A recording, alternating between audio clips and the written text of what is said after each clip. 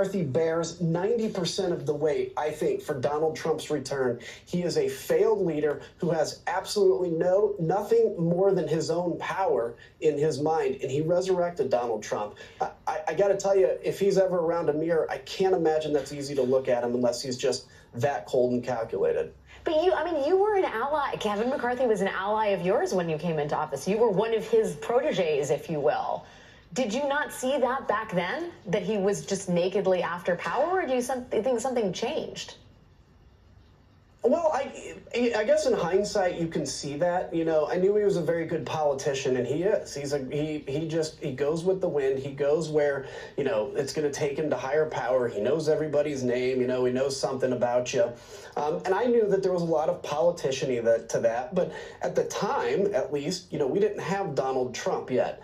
When he came, and you all of a sudden start seeing people, it's not just about differences of opinion. We need differences of opinions in this country, but it's about swallowing authoritarian moves, destroying the Constitution, and changing how we respect government. And I saw him start working on behalf of Trump for that and not lead. I mean, Liz Cheney and I can speak out against Donald Trump, and we're going to keep doing this. Kevin McCarthy's the one that people would listen to. He's a leader, and he's too cowardice to do it, and people need to recognize that. I mean, there's the power aspect of it, but then there are people who legitimately believe that you leaving the party, as it were, to hold Trump accountable is a moral abomination. And some of those people are in your own family. You shared, I believe, a letter right after you called for Trump to be removed from office under the 25th Amendment. 11 members of your family sent you this letter.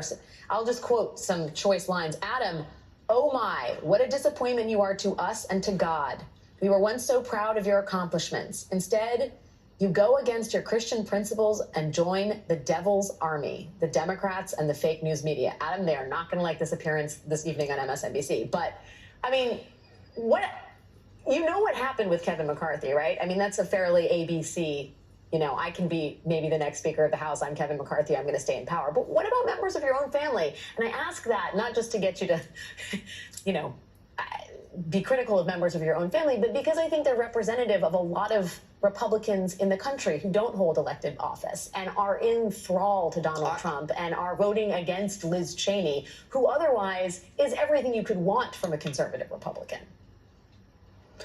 Yeah, I think it's an important thing to talk about. So first off, I've come to believe over the last year that people, more than even fearing death, we're such a tribalistic people that they fear being kicked out of their tribe.